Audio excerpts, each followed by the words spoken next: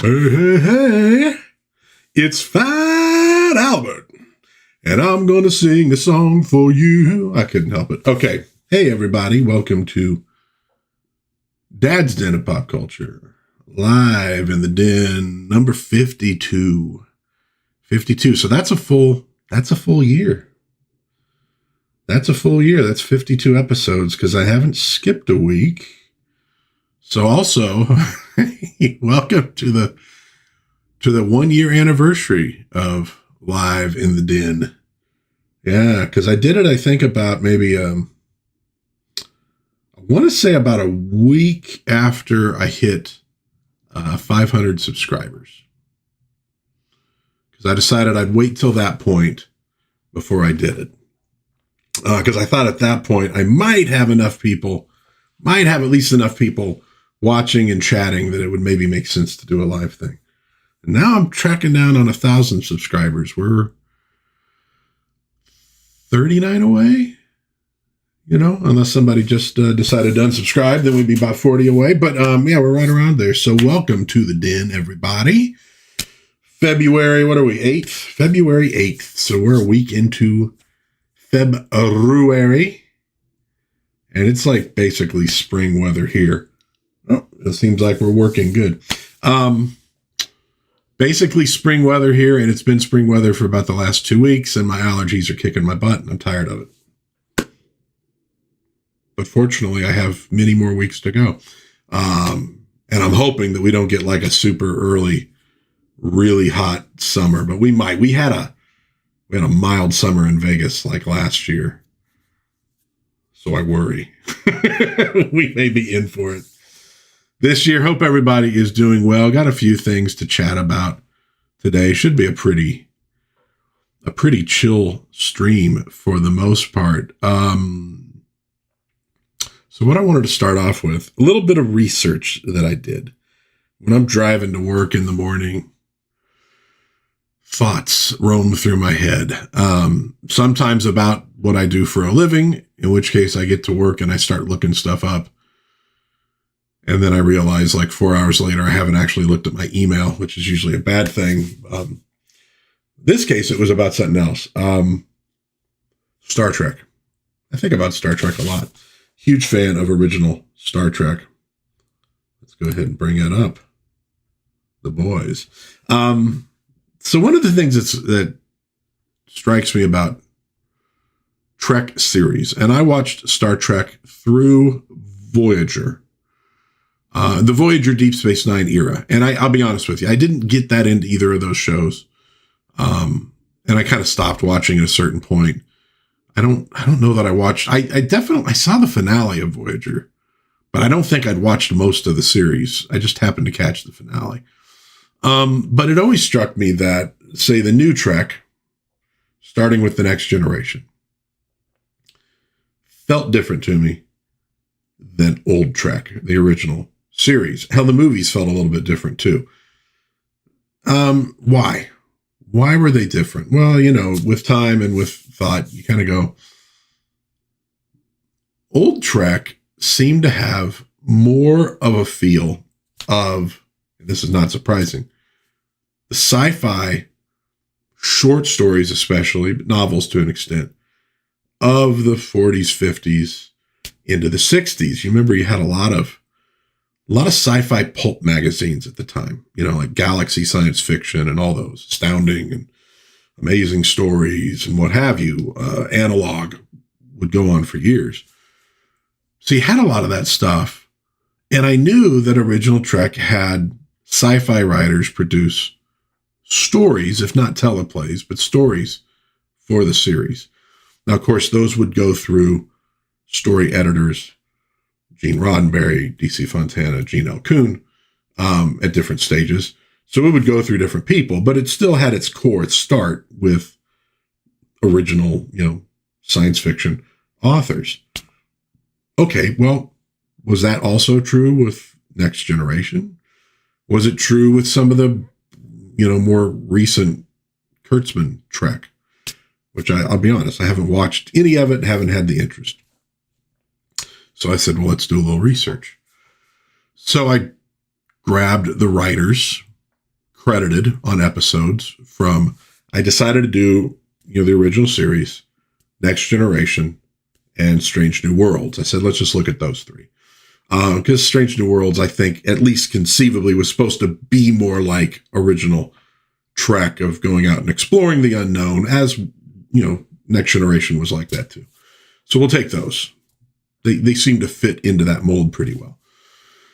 Or at least are intended to. So we'll take the writers and let's look and see what independent credits those writers have producing novels or short stories in the science fiction genre, not including Star Trek tie-in novels. That's kind of cheating, all right? What about independent science fiction, speculative fiction? All right, well, here's what I got from that. Hey, Ramey, what's cooking? Dude, did you ever try to put that comment back in on that one video? Because when I saw that comment you made, I looked to see if it was like held or anything. And it wasn't. I didn't see any sign of it existing. I've had that happen to me too with YouTube where comments just go away. I don't think it's intentional. I'm guessing you didn't, write anything like crazy, that they wanted to remove. But sometimes it seems like they just lose stuff. I don't know. I don't know who writes all this software, programming, code, whatever. Well, okay. Well, I guess it couldn't have been massively important if you forgot. So let's look at the numbers. So for original series, I found about 47 different people involved in writing the stories for the episodes.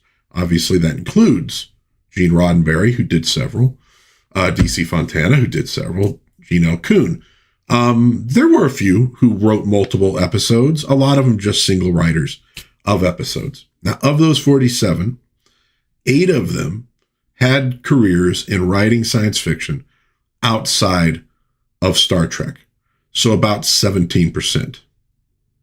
One of them had a career in being the lamb chop puppet as well. Sherry Lewis was a co-writer on an episode of Star Trek, and one that I like, frankly. Oh, hey, we got Man of War in there. Awesome. Welcome, sir. Welcome. So about 17% of those writers had experience in science fiction outside of Star Trek. All right. Star Trek: The Next Generation. About 119 writers. Makes sense. There was a lot more episodes of TNG than there were the original series. Only about 2% of the writers, I want to say maybe like about 4-5 people, had experience writing science fiction outside of television, short stories, novels, etc. Only about 2%. So a lot more writers who were television writers.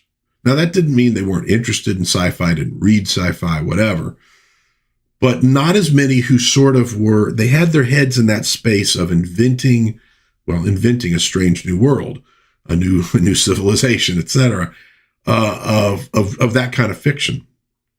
And of course, by the time you get to the late 80s, you don't have quite the market you used to have for sci-fi short stories. Most of those kind of magazines are kind of gone. You still have anthologies and there's still people doing it, but it wasn't as vital as it was in the 1960s, and how the 60s might not have been as vital as it had been in the 40s and 50s, where a lot of this stuff originates. Okay, so far less people with that kind of experience. And I will say one of the people, I think she was mostly known for doing Star Trek tie-in stuff. That's kind of what she did. Strange New World. This I thought was interesting. First of all, there were not as many episodes of that as I thought there were. Because you talk about it getting new seasons. I didn't realize how short the seasons were. About 18 writers that I could identify.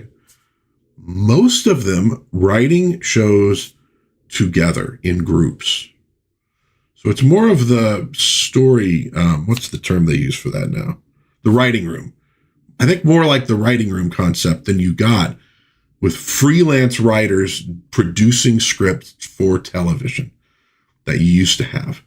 So about 18, one of them had writing experience of sci-fi outside of television.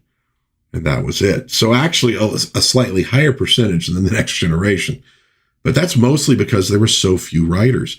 And almost all of them had multiple episodes to their credit. Whereas with original series with TNG, you got a lot more episodes with just a single writer, with sometimes somebody stepping in to help with the teleplay, but one writer responsible for the story. Here it was all group effort, Now, what I'm not talking about here is quality of episodes. I have my own opinions on that. I'm just kind of looking at the source of the episodes, the writing of the episodes, and how that changed over time. And I think you could also, I see here, Randy loves Kurt's can go suck eggs. Yeah, I know. I'm kind of there too. And Raimi also brings up something I was just going to say.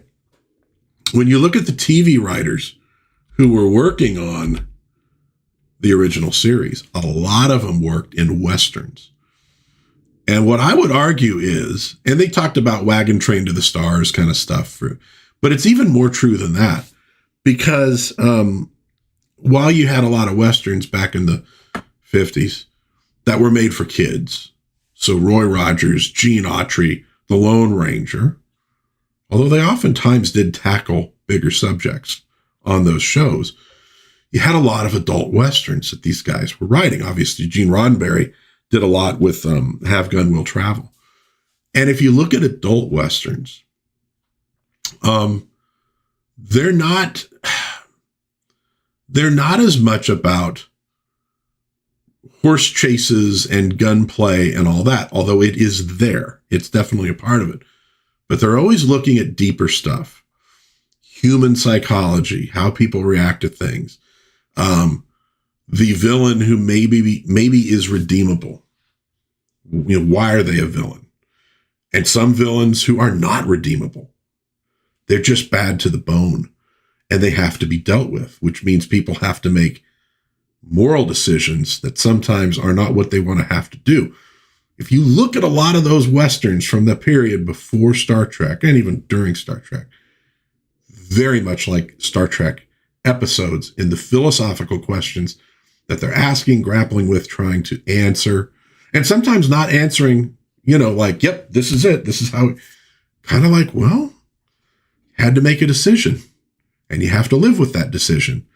And maybe it's going to haunt you, and maybe it wasn't the right decision. It's really hard to say. Somebody didn't give you the choice. We talk about, people like to make Kirk seem like a cowboy who just runs around using violence to solve anything. And if you think that about Kirk, you probably haven't really watched Star Trek very closely. Kirk doesn't immediately launch into violence to solve things. He uses negotiation, diplomacy, but he's often faced with people who will simply not take no for an answer.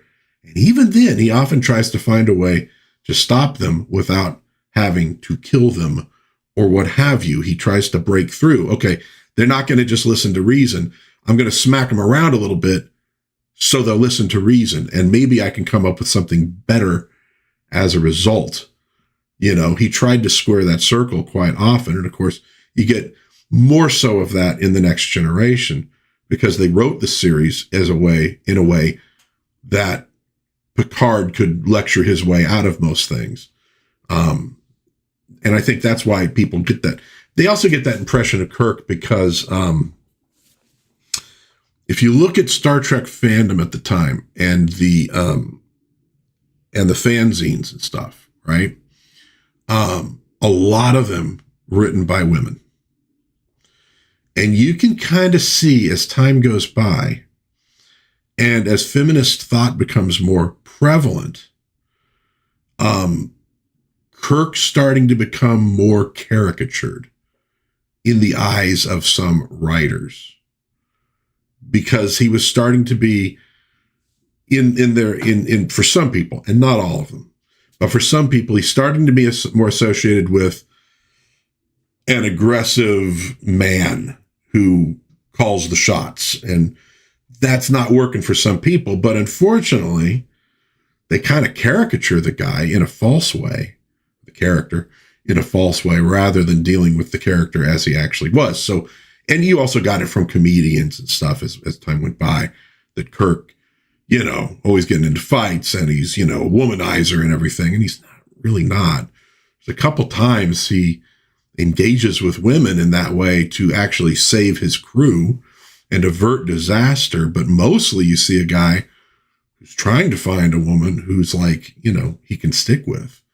Like he's looking for that kind of relationship. And we hear that those are the relationships he had before he was on the Enterprise, stuff that really kind of devastated him when it ended. He's not like just a playboy. That's more fun to make fun of and talk about, but it's not necessarily what he actually was. But at any rate, yeah, look at those Westerns.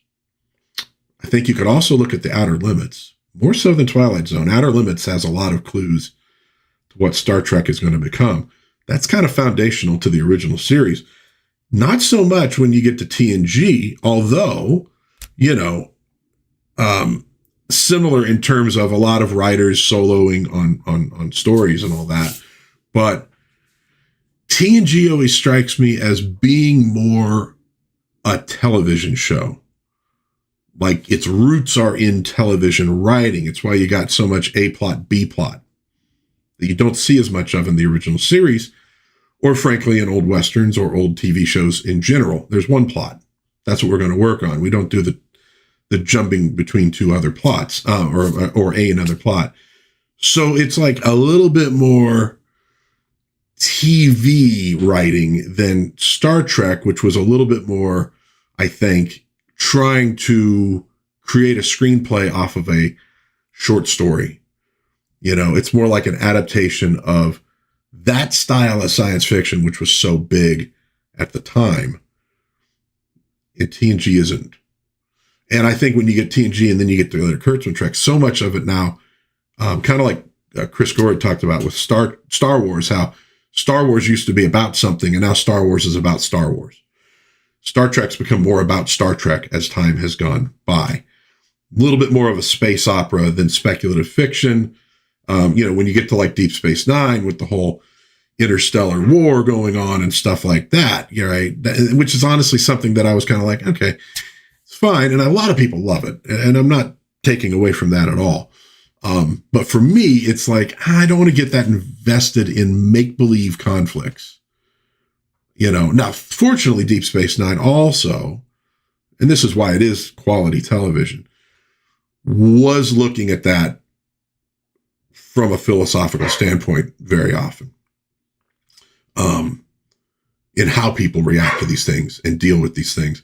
You might be hearing my dog barking in the background. I don't know if that's getting picked up on the mic or not. Don't know what he's doing. Hey, Mr. Sushi Hut, what's cooking? Yeah, Next Gen, a military show. It's sort of a military show, but it's, I don't know. The thing I had with Next Gen when I rewatched it was so much of it was just lecturing, especially from Picard. When I first watched it back in '89, I was in high school and then into college. I really liked it. I was a really big fan of TNG, and I would have said toss up for me, original TNG. Over time, I got much more interested in the original series because of the content. And then rewatching it probably in my 40s, because my daughter wanted to rewatch a lot of stuff, or not rewatch, but watch all this stuff. It was interesting. I'm like going, I don't think I like Captain Picard. He's kind of annoying me. Like everything's set up so that he can give his little lecture. It seemed like it was all designed to confirm what the writer believed in the first place, rather than there's two sides to this story and it's kind of interesting. Original series sometimes was kind of coming down squarely on one side or another, but yeah, it seemed a little bit more like a writer explaining why he's right and doing that through Picard. Also bugged me the way Picard treated Worf very often. Picard was very high-minded about the importance of other civilizations, and yet he clearly didn't really approve of Klingon stuff. as in when Worf, fully under the way Klingons do things, kills the guy who murdered his wife, and he gets dressed down by Picard a little bit. I remember even at the time, I was like, screw that. That was awesome. And they actually let Worf win a fight and actually kill somebody. I think it was a great episode. But I remember Picard, I'm sort of like going, he didn't do anything wrong. He handled things as his culture says things are to be handled.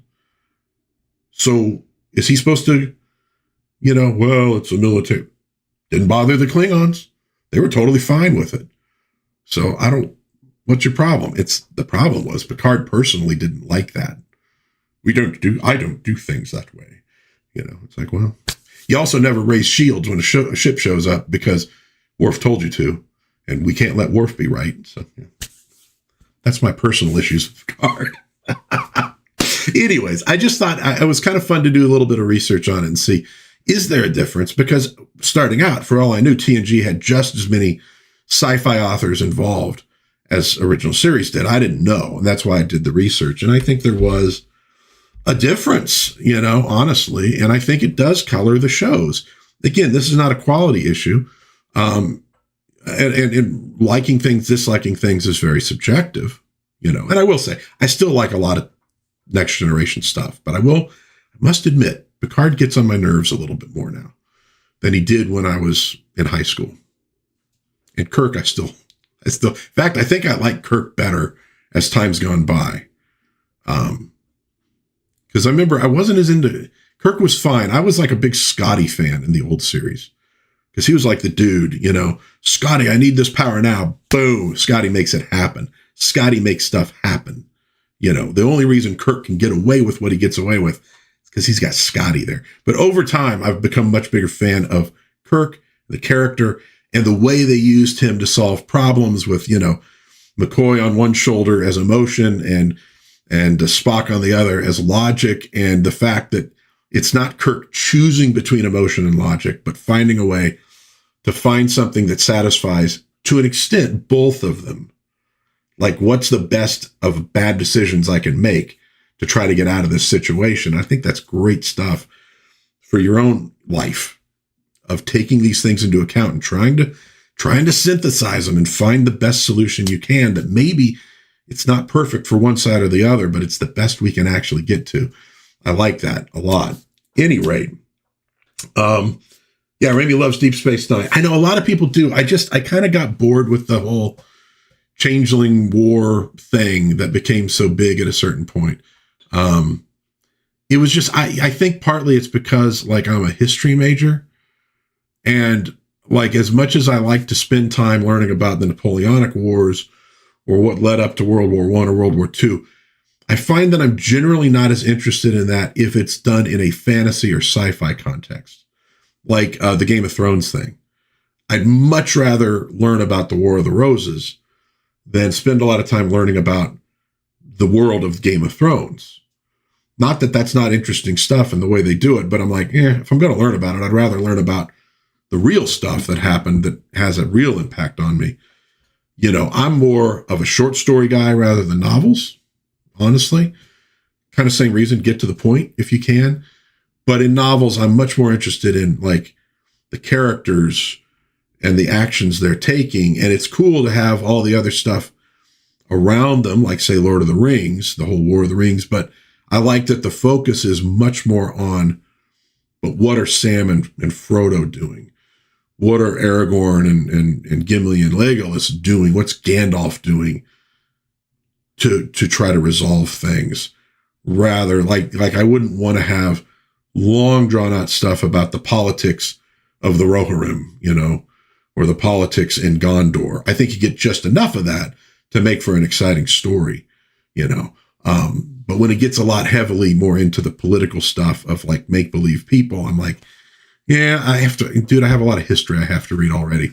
I don't want to read that if it's not about, like, real stuff in the world that's impacting me, even if it happened 500 years ago. We all have our own little peccadillos about what we dig.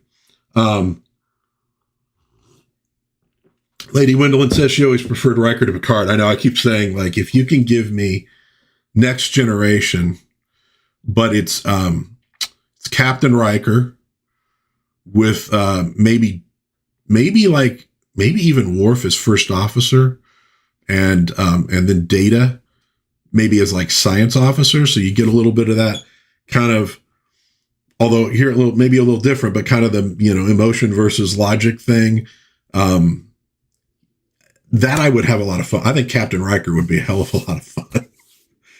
Picard. And they did try to change Picard. If you look at, going way off topic here in a way, well, not way off, but, Star Trek The Next Generation is Star Trek Phase 2. That's the TV series they were developing, late 70s, for the Paramount Network. Paramount Network went away. So they said, let's turn this into the motion picture. And it launches the films. But when Roddenberry comes, now he has a chance to make a new Star Trek in the late 80s. He takes that original proposal and he modifies it, right? So, original series, we're going to still have Kirk. Shatner's on board. But Kirk's going to be more like the elder captain who stays on board most of the time, although if you read the scripts, doesn't. And he's going to have a first officer, who's going to be Decker. And the Decker character is going to be the one who goes down to planets more often. Okay, that becomes Picard and Riker. We're going to have a character associated with the first officer who is telepathic and stuff, and a former relationship of his. Okay, that's, what's her name? Played by Persis Kambata. That's her with Decker, and it becomes Riker and Troy. They go from mind reading to the, reading emotions thing, but it's basically what they did there. And then Nimoy's not on board. So now instead of Spock as science officer, we're going to have a young Vulcan, full Vulcan, not half human, who is very interested in learning about human emotions. He's trying to learn what it is to be a human being. And that becomes Data. So it was basically Phase 2 becomes Next Generation. So it was built in that Picard's going to be the old wise captain. Riker's going to be the active part of the Kirk character. So we're splitting the Kirk character in two, these two people. And that's how we're going to do this. And as the show went on, I think they realized that really doesn't work that well. Because instead of having a single point of decision-making, Kirk, who's in the field, who has to be both philosophical and an action hero, now we've divided it.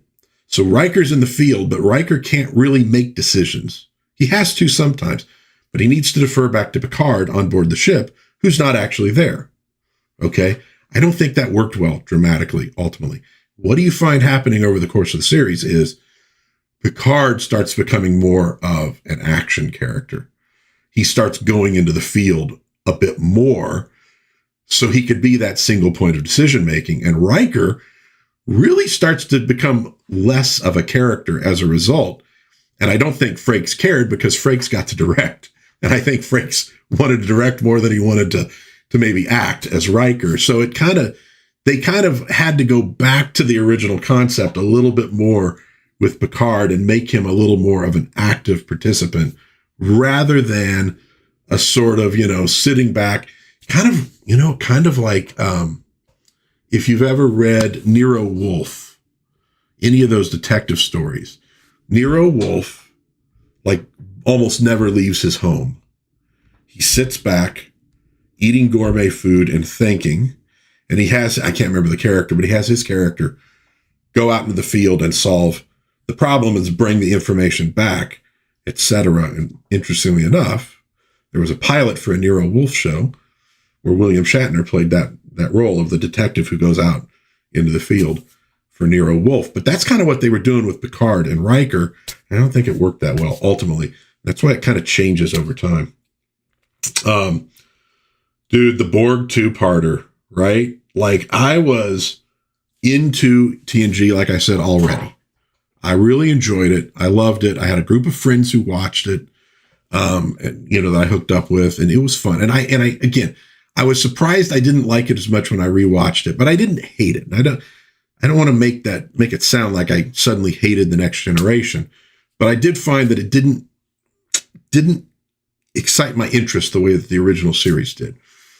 But that Borg two-parter, dude, the end of that series, that season, with fire. Oh my God, dude, that was awesome. And to me, that's what really launched Next Generation, into the top tier, because everybody watching was like, oh my God, I got to come back and see what happens with this. That was probably still, Perry Mason, same thing, Raimi Butler. That's probably still one of my favorite episodes. That was so well done. Anyhow, so there's a lot of talk about Star Trek and writing, but you really do see how the writers shape the feel of the series in a very, very real way.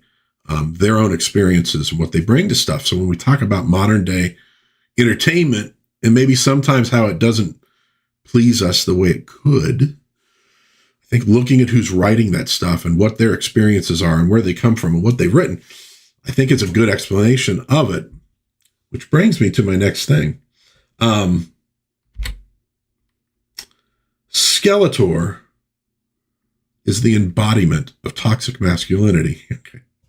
So this has come up, and a lot of people online kind of being like, oh God. All right, here's my take on it. This is from Empire, by the way. I guess it says that up there.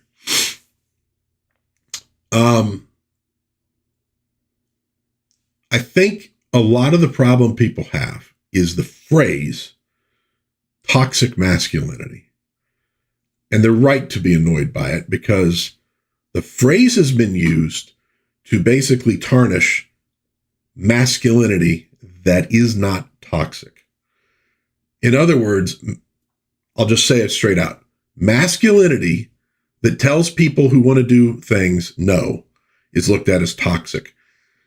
Children get angry at mom and dad when they tell them no. Does not mean mom and dad are toxic. It means what they wanted to do was a bad idea or not right, very often. There is masculinity that disagrees with a big chunk of modern politics, and it got called toxic, even though it frankly was not toxic. However, in terms of He-Man and Skeletor, you could use the statement rightly for we'll call it the masculinity that Skeletor embodies, which is he likes to bully, dominate, beat people up, and take their stuff, right? In other words, misuse of power.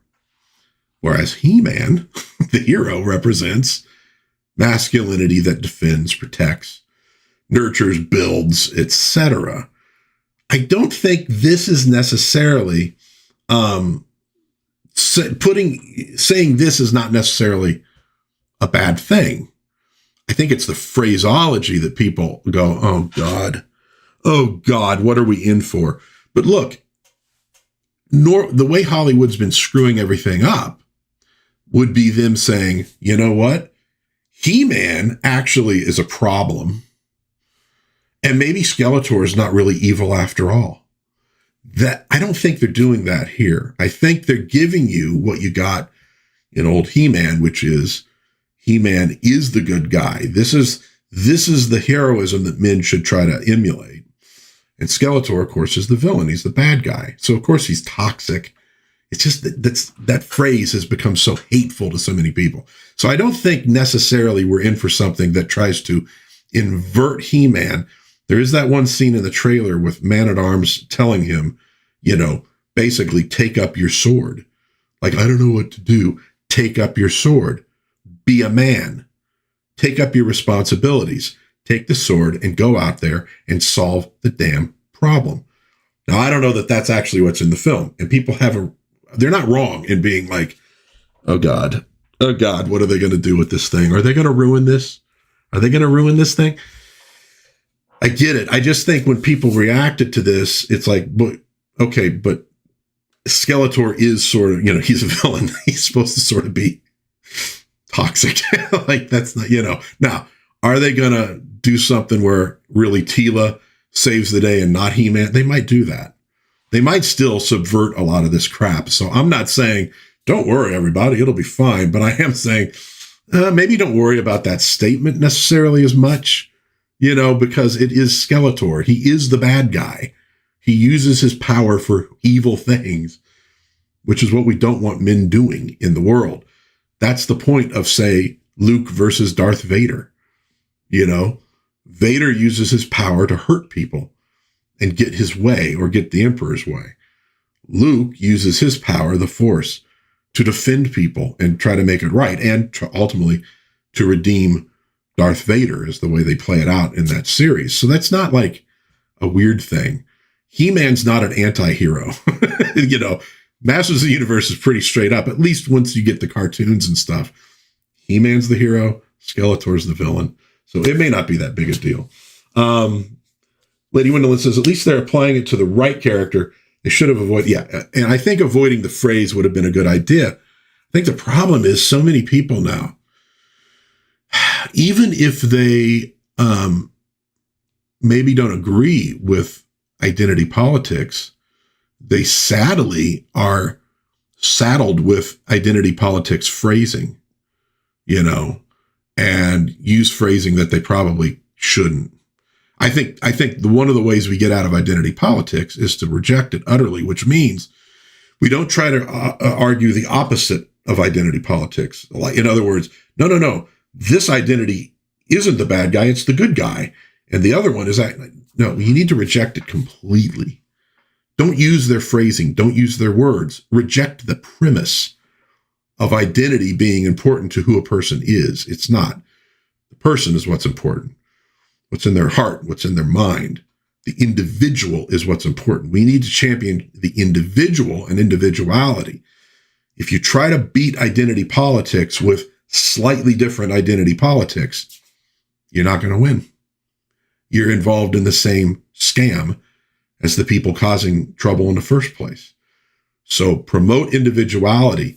Screw identity. I don't care what you look like. I don't care about those background things. Who are you as a person?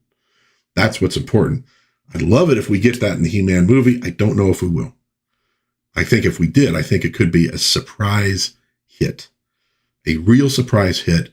I have a feeling we won't quite get there, but maybe little by little, they're sort of figuring things out. I don't know, man.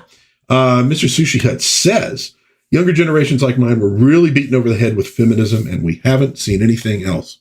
Yeah. Studios need to avoid any such themes if they want to sell tickets. Agree. And I think that's why saying the phrase toxic masculinity is a bad idea. Even if in context, it might not end up meaning the movie is a problem. But I think using the phrasing, bad idea. Because again, if you're using it just to virtue signal to the audience that loves that audience has proved they don't go to these movies. They'll pat you on the head, say, good boy, and they don't buy tickets, and your movie fails. So I would avoid that stuff entirely. But I did think it was kind of interesting. Yeah, a Magnum P.I., a Sam Malone, a Dirty Harry. Yeah, and isn't Sam Malone an interesting character? Because, you're going, he's not exactly a good guy, and yet he's charismatic, but there's also good in him. Archie Bunker's a character like that, too, that the writers of All in the Family wanted him to be just purely vile and racist. And Carol O'Connor was like, no, that's not who this guy is. And he rejected a lot of that stuff and had an impact. And so with Archie Bunker, he's saying stuff that ain't great, but he's also taking care of his family, and you sort of got a more complex character as a result of somebody who no, you shouldn't go out and emulate Archie Bunker in your life, but Archie Bunker, he had his good points as well. George Jefferson is the same way. I was such a huge fan of George Jefferson. I thought the word honky was funny. My dad had to be like, it's a funny word, but it's that you don't want to call people that. Imagine a little me, honk. No. Anyways, but yeah, Man of War, nice. These slack-jawed pinheads can't help themselves. You're right. Yeah. Had zero interest in the last D&D movie, which I avoided. The creators of the project only reinforced my, yeah. And that's I think you're exactly right. We'll see what ultimately becomes of the Masters of the Universe film. But it's that phrasing. Like, just use the real words, which are heroism and villainy. Or, Skeletor is a character who uses his power to do evil as opposed to He-Man. But I think they're just, a lot of these younger people are they're so wrapped up in this stuff, they don't know any better. Like Sushi was saying, like they were steeped in it, and boy, you can tell too. You could really tell. And sadly too, a frankly, particularly toxic form of feminism that is very much hateful towards other people, as opposed to one that just says, hey, give everybody a shot. Don't judge people. Let them see if they can do it. And if they can, let them do it, no matter who they are. That was the stuff that people supported, I think, broadly back in the 60s and 70s. And it wasn't super controversial, but there was always that kernel of, but we hate men, that existed. And as things got better, as things got more opened up, and you didn't need to have that particular fight, the stuff that survived was, men are evil, we hate men. And that kind of grew and metastasized. And you see so much of it now. But you notice that most women, I think, reject that stuff too. But if they're inculcated in it when they're young, a lot of them, it's in there. And they've got to sort of get out and experience the world to go, oh, yeah, this is BS. Sadly, some don't do it. But Benor says that, and my boycott of all things Hasbro and yeah, Weasels of the Coast. I know, especially post OGL. Yeah. Remember, the OGL is okay because a lot of my role-playing game stuff was done with it. But after that is definitely evil. But no, yeah, I mean, the OGL was kind of great because it did give the community a chance to come back and say, nah, screw this stuff. Here's real D&D. And the Renaissance was great. And now there were a lot of people in it that were divisive and whatever. And, but it did create a lot of creative stuff out there. Different takes on it. Everybody's little fantasy heartbreaker. It was not necessarily that commercial, but it was very creative and fun. I really kind of miss those times. Last D&D movie wasn't bad as people think it was. Heard that from several folks. Yeah, it's a bias I share, Man of War, for sure. Handy tip of the day: do not pick up unexploded flashbang grenades. Good tip. Really unexploded grenades of any type. Probably not a good idea to touch. Probably a good idea to run away from those things. There was a line on an old episode of Sanford and Son I was watching last night. It got me. It was Lamont had gotten beaten up by this guy, and so he's going to take karate lessons. This is one of those episodes where Red Fox wasn't on, so it was Grady sort of filling in for the Fred Sanford character. And so Lamont has this karate dude, like a fifth level black belt, come over. He's going to train him. And Grady's like, "You're crazy, man. That dude's going to kill you. Don't get involved." And the karate instructor says, he goes, "Karate is like one of the most ancient forms, or one of the oldest forms of self-defense." And Grady says, "It's not older than running away." That's like, okay, so when people are throwing grenades at you, you might want to run away, regroup, figure something else out. But yeah, picking up grenades and throwing them, not a good idea. I know they do that with the smoke canisters, right? Maybe a little safer, but even then, not something I would do. Thinning the herd. Yes. God, I still remember that comedian who did the whole thin the herd jokes. Dude was funny. All right. So what else do we got going on? And I did want to mention this. It sort of relates to He-Man. The inventor of He-Man, Roger Sweet, apparently now suffering from dementia. He needs to go into a special care facility. Finances are tough. There is a GoFundMe out there if you're interested in helping him out with that. basically his wife, trying to find a way to afford the care that he needs. So if He-Man has given you any joy, any happiness over the years, jump in, throw in $5, throw in $20. If you can afford more, that's awesome. And if you can't, maybe just help publicize that GoFundMe exists, because this dude, he created something pretty darn awesome. Pretty darn awesome. And some people have called on Mattel to help out. I think that's a great idea, especially with a big movie coming out. Honestly, I think they're trying to raise 50 grand. I want to say when I looked at it last, they were up to 15. Dude, let's be honest. Mattel could swoop in and probably just finish it up. And then they can say, hey, we came in and did the right thing by this guy who created this stuff that we've made all this money on over the years. Is Mattel going to do that? Probably not, but we'll see. Maybe they will. But get the word out and maybe help the guy out if you can, because God bless him. And that is a tough situation. I have an uncle going through something like that right now. It's a tough situation on families, for sure. Batman #1. A 9.4 graded version just sold for $6 million at Heritage. Pretty crazy. It's the issue that introduced both the Joker and Catwoman. Multiple Joker stories. Apparently the fourth most expensive comic ever sold. Just thought I would throw that in there. Oh yeah, and they should have a thank you to him. They absolutely should have a thank you to Sweet in the movie. Raimi says his uncle's in a VA. Yeah, it's tough.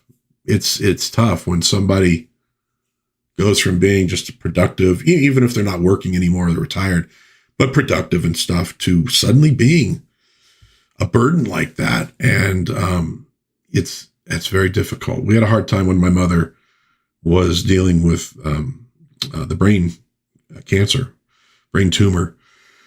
It was difficult for my dad to help get her around because she couldn't, she was having trouble, very weak, having trouble walking and stuff. And, my dad is a guy who was an athlete in high school, in college, has stayed athletic his whole life. He's in pretty damn good shape, and he had a lot of trouble with it. Now imagine if it's the wife who's smaller physically trying to help, and it is hard stuff. So, but Batman #1, $6 million, pretty impressive. Also, you can right now find a newly restored Fire and Ice trailer, talking Ralph Bakshi, on YouTube at the Blue Underground official channel. This is leading to a new 4K release. So they're restoring, cleaning up the film. An official announcement coming soon about the movie, when it's going to be released, all that good stuff. But you can right now jump on YouTube, Blue Underground Official, and see the restored trailer to the film, see maybe what you're in store for. An impressive film with very little clothing. So, but that's, hey man, that's like Frazetta. It's Bakshi. That's what they were doing at the time. Cool stuff. Yeah, the OG He-Man movie, right? Yeah, in a lot of ways. Yeah, in a lot of ways, really. Yeah. Bakshi is kind of, I'd have to think about the timeline, but kind of fundamental to like the whole fantasy barbarian revival of the 80s. I mean, because not only from Fire and Ice and stuff, Wizards, but Lord of the Rings, he kind of brings it to the screen for, I guess, the first time. I think there was maybe a Soviet animated version. I'm not sure when that was, but kind of the first time. Yeah. Yeah. Bakshi maybe is kind of really responsible for launching the fantasy craze of the 80s. I mean, I guess in a way, Star Wars is part of that too. Sci-fi, but you got swords and all that kind of stuff. So there's a definite fantasy element to it, but, yeah. And of course, Frazetta. I mean, even before that, you got, they were republishing the Conan books. So there was a literary aspect of it as well before. But, when you get to movies, yeah, Bakshi's a big part of that. Definitely. I got the Wizards DVD. Oh, yeah. Wizards is awesome. I love the ending. I was always telling my wife, I'm like, that's the ending I'd like to see for Harry Potter. They didn't do that. But I did see that apparently, this is according to Bleeding Cool, Diamond is declaring full bankruptcy, so nobody is getting nothing. They'll disperse funds, but for the most part. So yeah, it looks like we're definitely in the post-Diamond comic distributing era. Dude, I'm still seeing new books at the store I go to. But I do notice a few more empty sections, and he's also, and we're going to talk about this in a minute, he's added a lot more back issues. Now that might have something to do with the new stuff if it ain't Absolute Batman not selling as well. But he's added more tables, more space for more back issues, including a lot of dollar bin comics that I went a little bit crazy on. Yesterday, oh yeah, dude, I know what you're talking about.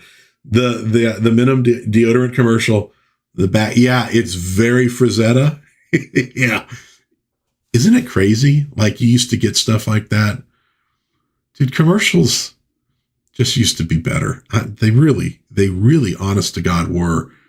They weren't all bad improv group, for one thing. They were sometimes actually heartfelt. But we were my wife and I this morning were watching commercials from Super Bowl 23. So if I'm getting it right, that was the second meeting of the 49ers and the Bengals in the Super Bowl. And it was also, it was 89. Yeah, because we looked it up. It was 89. It was also Bud Bowl 1. And I was like, oh, Bud Bowl, dude, that's so awesome. How great was Bud Bowl?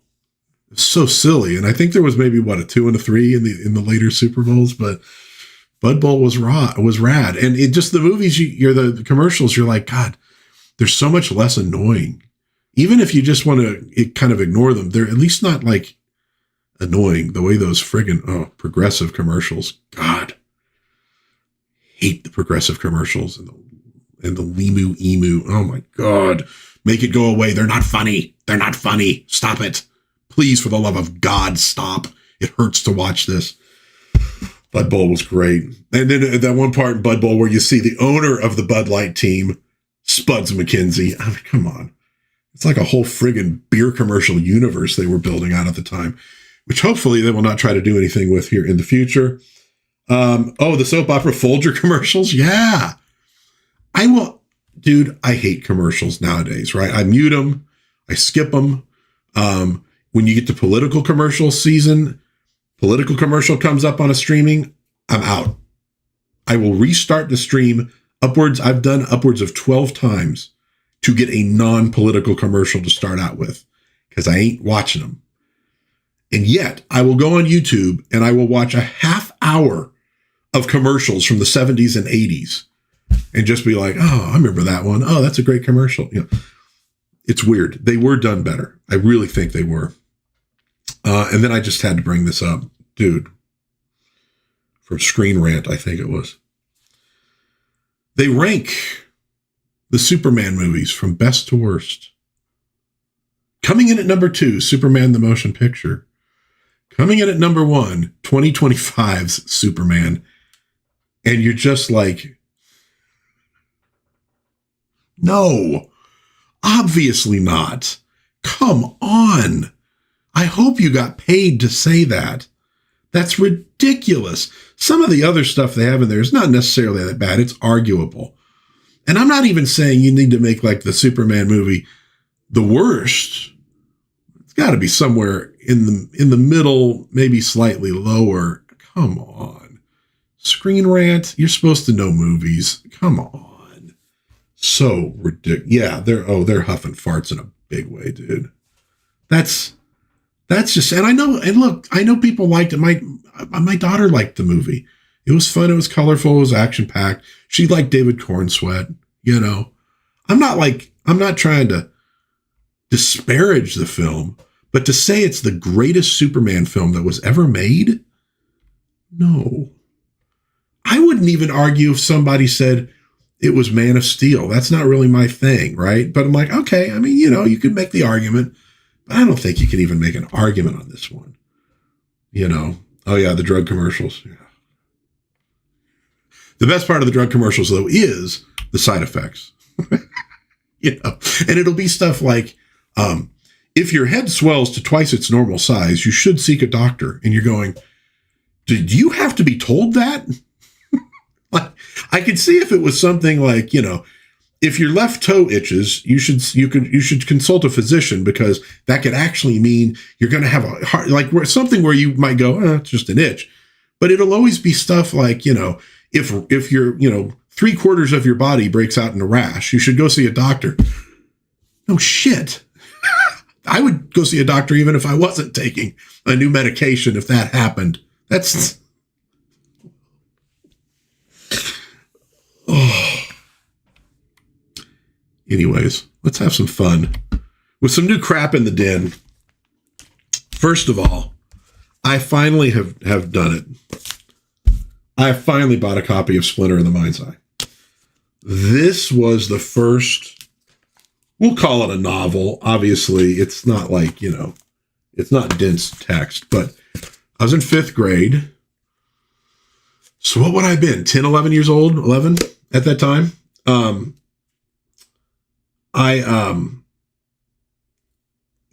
Books like this were a little daunting.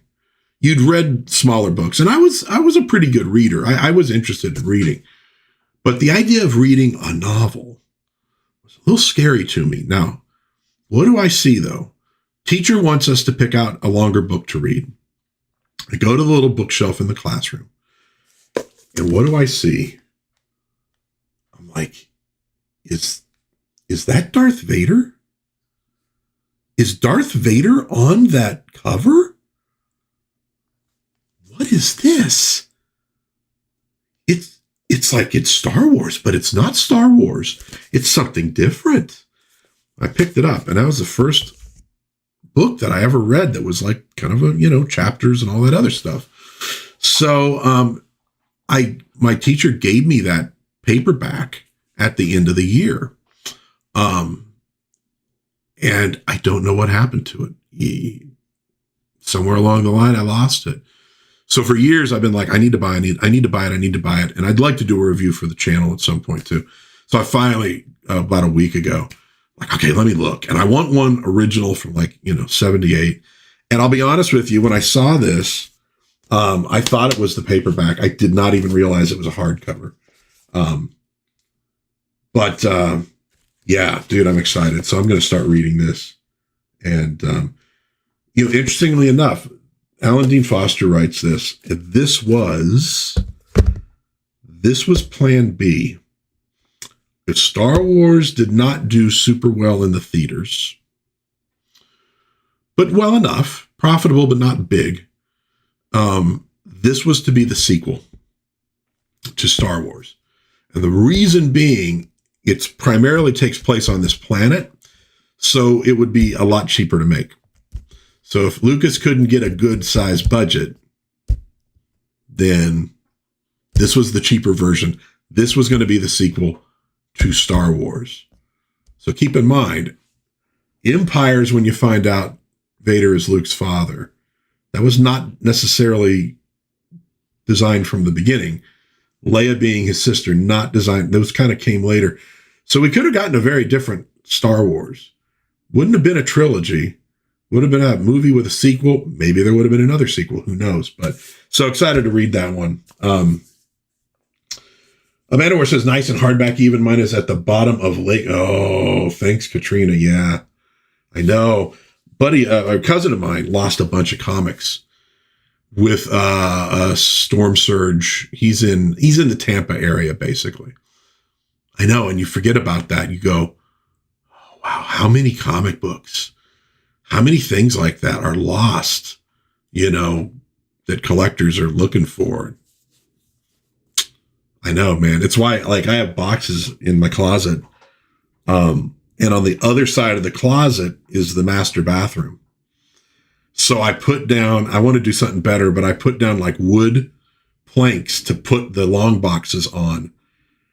So if there's like an overflow and water coming in, it's not going to hit the boxes. I'll have time to get them out of there and get them safe. But fortunately in Vegas, we don't have that kind of thing. Our biggest worry back in the day was frankly a nuclear blast, because Nellis Air Force Base, Hoover Dam, and the test site, we were one of the primary targets of the Soviet Union here. Which sounds funny, right? You think, oh, obviously LA, New York, Chicago. Vegas was a primary target. And because of the way the Soviets did things, their guidance systems were shit. So they had much higher yields on their bombs, because whereas American nukes are going to hit the target and they don't need to destroy as much around it, Russian nukes could be way off target. They needed a big enough blast radius to still take the target out. So we were high on that. But other than Vegas, like, we do get some flash flooding. It happens. Doesn't usually get into people's homes. Just makes the streets dangerous. We're hot, but other than that, I've always said, people want to be safe, move to Vegas. There's almost no natural disasters. We don't have rust on our cars. We're getting some coyotes now coming into the suburbs, but we don't have large animals that want to eat you. We're no natural disasters, just man-made disasters. Miles of cable and poles and stations. Oh yeah. Oh, your topical cream. That's funny. You know what? I don't see is it further back there? Oh, when we were talking about the pharmacy commercials. Okay. Yeah. Yeah, we did have a weird thing though earlier this year, or no, I guess it was last year. This wind storm came into Vegas, and it was almost like a cyclone that hit. And I was driving home from work, and I suddenly get to a point where it's like traffic's getting heavier. So I'm going, oh, there must be an accident or something like that. So I tried to do this reroute, and I get up to this one major street, and there's police tape blocking off this entire, like, access to that entire street. I was like, what the? Okay, that's weird. Turn around, get through. I'm like, all right, well, I'll just take this other, route. Get up there. Nope. Can't do that either. Oh my goodness. Let me go a little further. I had to reroute big time because the wind came in and knocked over a bunch of poles, like power telephone type poles, all along this major thoroughfare. So I had to go way far out of my way to get around it so I could get home, because our home is relatively near that thoroughfare. It was crazy. We don't get that in Las Vegas. So was not prepared for it at all. So dollar bin. What did I pick up in the dollar bin? I actually managed to get a few things to fill in some gaps on books that I'm trying to collect. So I think the biggest thing I got was a bunch of New Warriors. I've been getting into that one. Now, I had a little bit of that when I collected back in the day, but I kind of quit collecting comics about the time New Warriors was doing its thing. So I kind of got a few of them, and I kind of dig it. It's like New Warriors to me was sort of a remnant of old school Marvel at a time when things were starting to change. I think West Coast Avengers was another one that sort of held out a little bit. So I got a bunch of New Warriors, all $1. Excited. So this filled out my collection on that quite a bit. I still got a lot to go. But yeah, New Warriors was a good book. And I was always kind of a Speedball fan. I liked him. I kind of hate that they used him to launch the Civil War storyline. I kind of get it in a way, because he didn't have full control of his powers, but didn't love that. Excalibur. I needed issue 31. I found issue 31. Stoked about that. I got a couple later issues, 62 and 63. I'm trying to get the glaring off of. There we go. That's okay. That worked a little bit. So cool. Big fan of Excalibur back in the day because, like, love Nightcrawler. Big Shadowcat fan. I thought she was very cool. And then, of course, but you had that Alan Davis art early on. It was just awesome. I picked up a few issues of Thor. This is post Walt Simonson. I was collecting a lot of these at the time, and I got rid of them later. So now I'm kind of recollecting some of that stuff when Ron Frenz took over, and a few of them are even kind of after that, I think. But I mean, look, I love the way he was channeling Kirby with a lot of this stuff. Again, it was it was an interesting time in comic books because you had like the Frank Miller, Neil Gaiman stuff that was coming in, sort of changing everything, and then you also had sort of an explosion of old school comics at the same time. It's kind of bifurcating a little bit, but cool stuff. What do we got in here? Let's see. Wiped off the map for the most part. Man of War said that. Man, I haven't seen New Warriors in years. Some of the things I hear aloud coming through super chats these days. I know. It's weird. New Orleans was still tore up years later. It was, for sure. Got a sealed New Mutants with trading card in it. Thought I would be a millionaire. Raimi, dude, when I bought Booster Gold #1 off of the rack in 7-Eleven, so I'm brand new to comic books at this point. Brand new to comic books. And what I'd read was issue of Action Comics #1 sold for a lot of money. And dude, back then it might have been like $150,000, at that time. And I'm like, wait, #1 issues are worth a lot of money?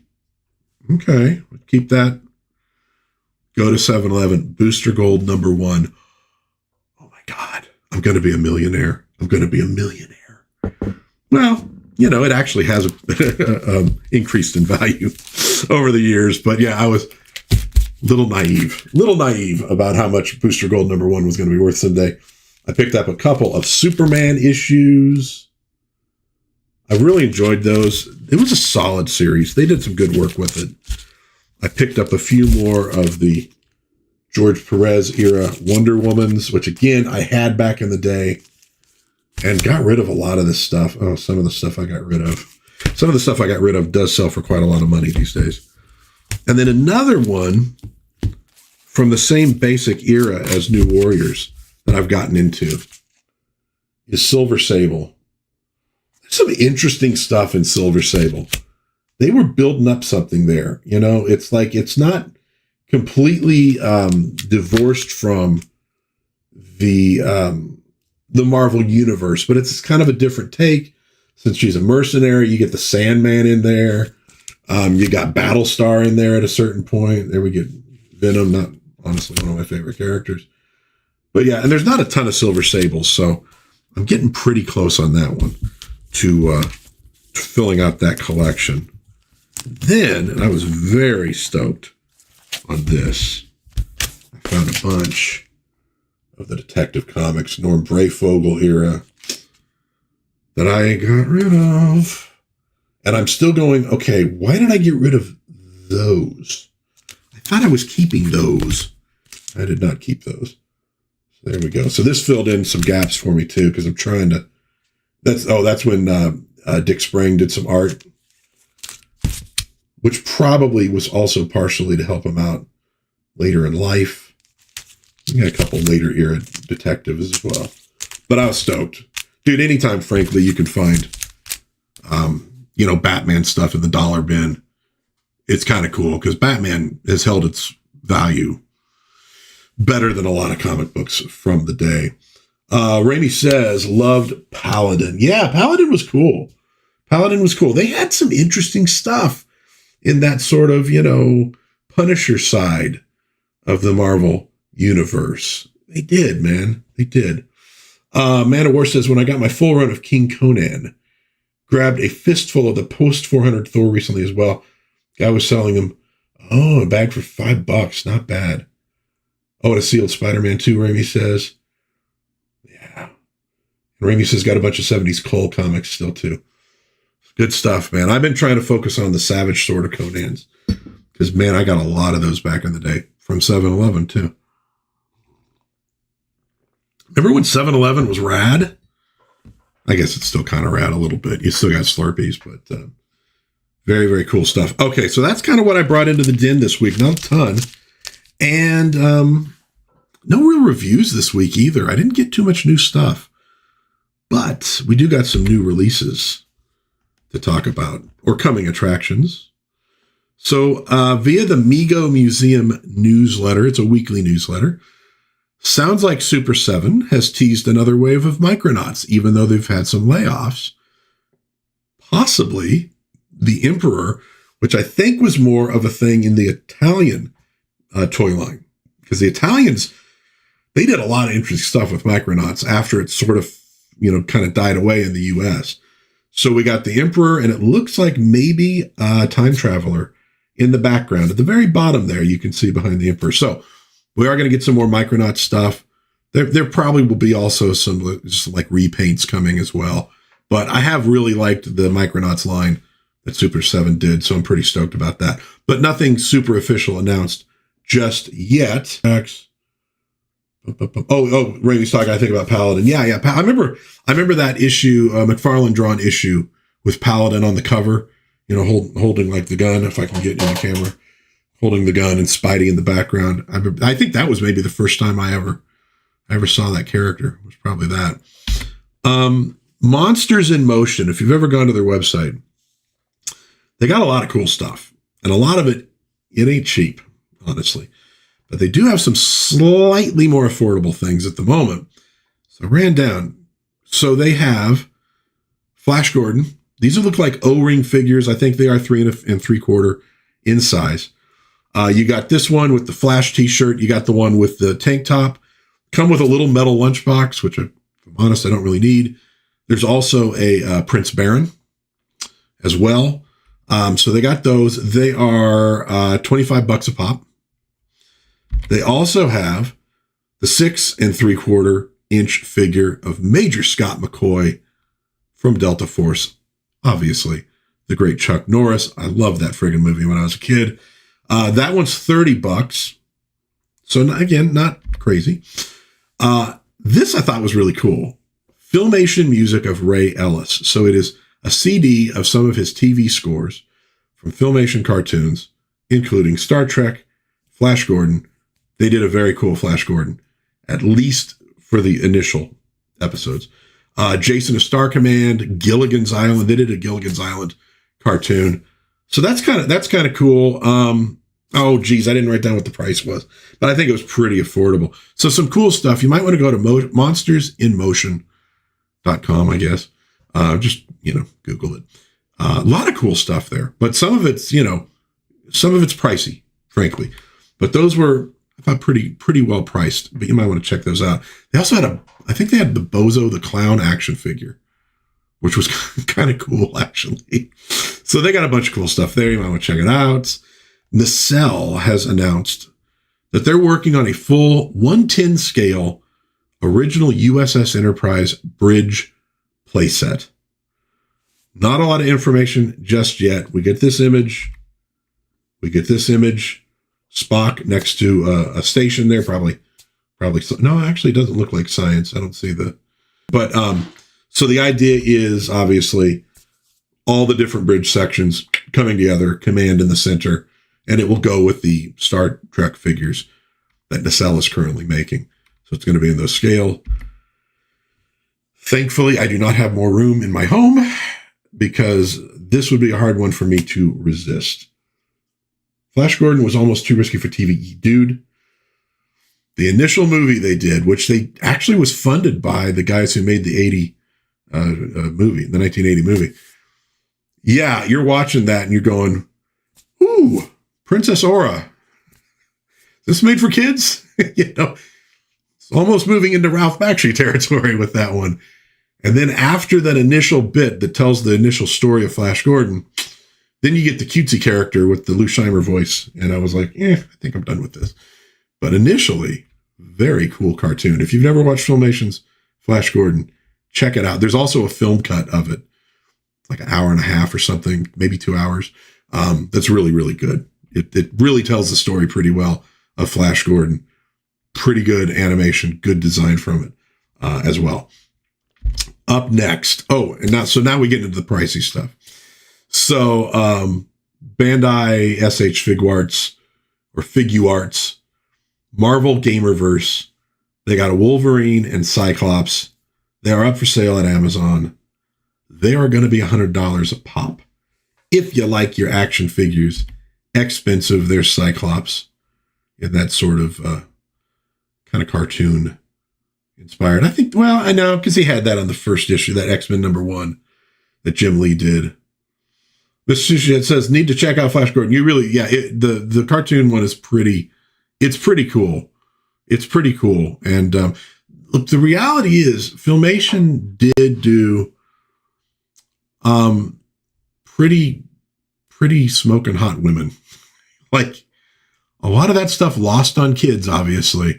But when you do watch them as an adult, you're going like, wow, Teela's actually pretty hot. So is She-Ra. I don't know. Go figure. It's because of the models that they base the stuff on.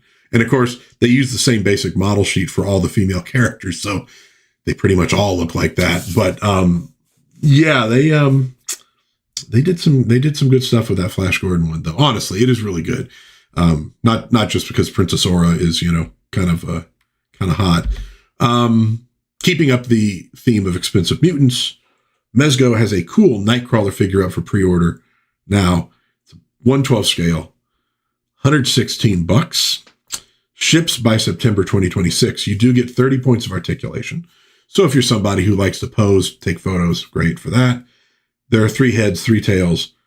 It is a mixed media costume that he's wearing. 4 different cutlasses that he can wield. There are hand and foot change outs, etc. There's also a, I think that little thing with the street lamp is actually part of it too, so you can pose them on it. So it $116, but they do actually give you a lot of stuff if you are a huge Nightcrawler fan. I am not a fan of paying $116 for an action figure, though, so I will spend $116 on a Shogun Warrior, but I'm not going to do it for those. But there's another image of Nightcrawler, has the cutlass and the tail there. So cool stuff. One of my favorite characters, but Mezco does nice work. There's no doubt about it, but you got to pay for it. Rippaverse has some pre-orders going on right now. He is now looking to maybe try to put out 100 books in 2026. Very ambitious plans for what he wants to do. Right now, they have Saoirse #1, which is coming out June 10th. They got Salvage Lethal Force coming out June 10th. Both sort of private investigator characters in the Rippaverse. And Alpha Core #3, I've been looking forward to that, coming out April 29th. So they're all up for pre-order right now. Different prices based on the covers. So interesting to see what he does with the company moving forward here this year. Got a lot of things he's trying to get done. A lot of things. He's just exploring digital comics. Sales were pretty good on those. So I think he's going to try put it out physical for a certain period of time, then go digital for folks. Because apparently, you got higher costs to ship this stuff to Europe, and there are a couple books where I was like, I don't think I want to pay that much. I'm kind of interested, but not, don't want to necessarily, I'm trying to hold my spending down somewhat, says the guy with the pile of books from the dollar bin. But I'm looking at digital going, I might grab a couple things on digital and check them out. So at any rate, that's up right now at Rippaverse. You can check that out. Manowar says, speaking of ridiculously expensive, I forgot to mention my Mezco Doc Savage finally arrived. Brilliant figure. It has removable false gadget heels on his boots. That's rad. That is very cool. Oh yeah, Doc Savage is cool. I know the Mezco stuff is really cool. I'm just like, I can't do it. I just can't do it with some of this stuff. But I look at some of that stuff. I think they did the Fantastic Four stuff too, right? That looked really great. Really great. But I'm like, it's just too much, man. Raimi says he loved the Doc Savage movie. I did too. Ron Ely, man. I love Tarzan that he did too. Big fan of that. But that is a fun movie. It's a little goofy. It's a little campy, but it's a fun flick. That would have been great if they'd done a Shadow one back then too. Maybe not so campy, but just like a good proper Shadow movie. I know they did the one with, what's his name? I didn't really like it that much. I really didn't like it that much. It felt, some of it was great. Some things looked super Shadow. And then there were certain like lines that I was going, don't know about this. Anyways, it has been announced that Hasbro and MGM are going to team up to merchandise the crap out of the forthcoming live-action Voltron film, which will star Henry Cavill and, of course, several others. Would be interesting if they had Henry Cavill play every role. I don't think they're going to do that. But so we could get some cool Voltron stuff.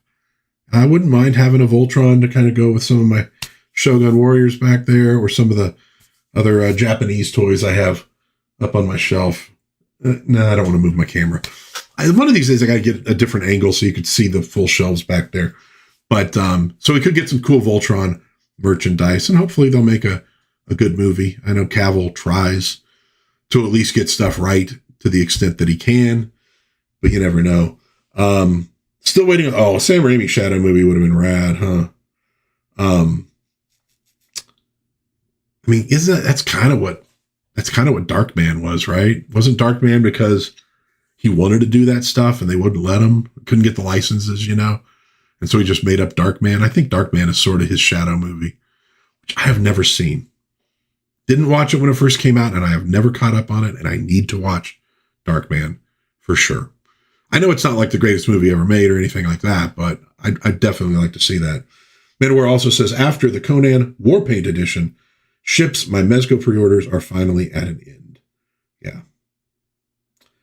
Raimi says, hopes Cavill does a good work. Yeah, I read an article about, like, when everybody else has gone home, he is still going through correcting lore and stuff like that. He's into it. So he's going to do his best on that. We'll see. We'll see what happens. I think a properly done Warhammer 40,000 could be really big. I think it could be big in the way that Lord of the Rings, those films, brought a lot of people into the theater who maybe weren't predisposed towards Tolkien, had never read it, etc. And I think it brought awareness of Lord of the Rings up a big notch. I think you do Warhammer 40,000 properly, that could get a lot of people into the theaters who are just like, oh my God, because over the years it's grown so big and grandiose that it's got a lot of depth to it at this point. It could really be good for that. But I also know that the makers of it are so we'll see what happens with that. But yeah, it could be really big if they do it right.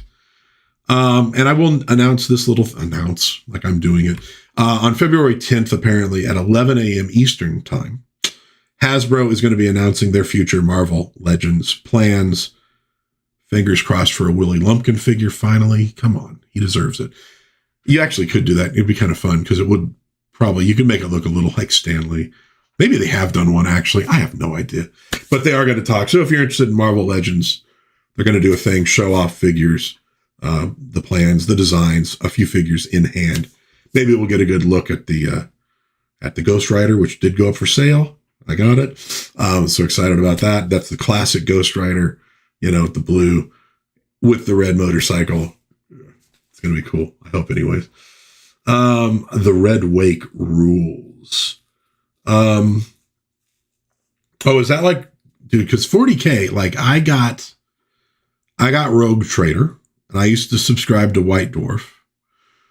I never got into the books or anything like that. So I know 40K to a point.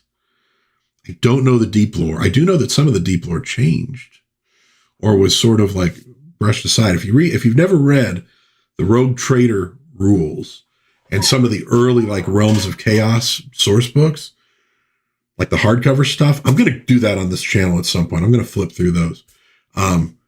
It's interesting. I think, some ideas that they were pursuing, I think maybe kind of got unpursued over time as things shifted. But But yeah, I think that could be huge, man. YouTube has a problem with feminizing word. Had to approve that comment too. Oh, the chapter master of the space shark. Oh, I got you. Okay. The car. Okay. I got you. See, I don't think when I was doing stuff, I don't know if the space sharks were even in there. Dude, I'm so half tempted to run back and grab the Rogue Trader book, because they did show off some of the chapters because back in the day, you pretty much saw, like in White Dwarf, a lot of Ultramarines, Death Angels, Blood Angels, White Wolves. Is it White Wolves? Gray Wolves. Shit. That was my favorite at one point. Now I can't remember what the hell they were even called. There were certain ones. Oh, the Salamanders showed up a lot too. I think it was because of the particular paint jobs they had. Looked good in the magazine, right? But I know there were other chapters as well that just didn't get as popularized, but maybe the Space Sharks came in a much later and got a lot bigger. Man of War, maybe it's me. You two and I do have history. Well, then we'll just keep on approving stuff, dude, because you're in, man. You're in. You are a founding chatter on Dad's Den, so they got problems with you. I don't have problems with you. Just don't get me in trouble.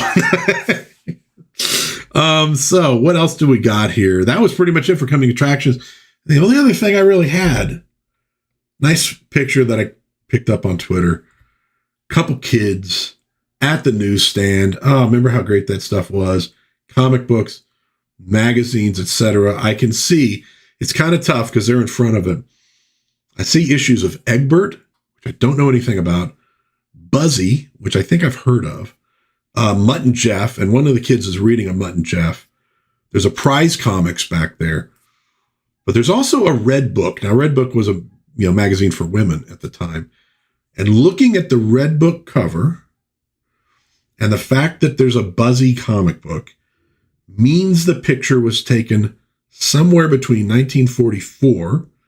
That's when Buzzy started being published, and 1948, because I was trying to find that Red Book cover to figure out what month this was. I couldn't. But the covers changed in like 49. They didn't have the red bar across the top. So this is a picture somewhere between 44 and 48. Couple kids reading some magazines, probably getting yelled at by the guy because like it ain't a lending library. If you want them, you got to buy them, but you get the idea. So there we go. Lady, I keep thinking I'm going to read something spicy. I know. Yeah, it's weird. YouTube's weird. Well, you know what? YouTube's not weird. YouTube is now a bunch of bots who don't understand human language and certainly don't understand humor, trying to police everything so that you don't have insane, like, Klansmen screaming obscenities, but then you also get hit because you said feminizing. It's a word. It's a thing. It happens. Whatever. But that, I think, will do it for Dad's Den, live in the Den number 52. Thank you, everybody. In the chat, Man of War, Ramey, Mr. Sushi Hut, Lady Wendelin, of course. Hopefully I didn't miss anybody. Let me roll up real quick. See if anybody else floated in that I missed. Don't think so, but thank you, everybody, for being in the chat. That's the main thing I like about these, is getting to chat with people and just bullshit about stuff and have fun. So coming up this week in Dad's Den, Monday, a review of Thor number 342 for Mighty Thor Monday. Wednesday, I got my review of cool movie from 1962, Experiment in Terror. Very cool. One of the great opening scenes of any movie made, in my opinion. And on Friday, we're looking at Captain Marvel Year One. I'm talking about the big red cheese, the world's mightiest mortal. Not Shazam. That's what he says. That's the wizard. Captain Marvel. We're going to look at the first year Captain Marvel in print and see what they were cooking up at Fawcett. So that will do it for Dad's Den Live in the Den. I do my best to keep it tame here. Just, you don't have to be too tame. Just Just not so untamed that I might go to prison. I'm cool with that. I'm cool with that. So everybody, have a good Sunday. Get yourself ready for the week ahead. Hope everybody has a good time. What do I usually say? God bless everybody. Please be kind to one another. Have a little bit of fun out there, and I will see you again, hopefully soon, in Dad's Den of the pop culture. Bye-bye, folks.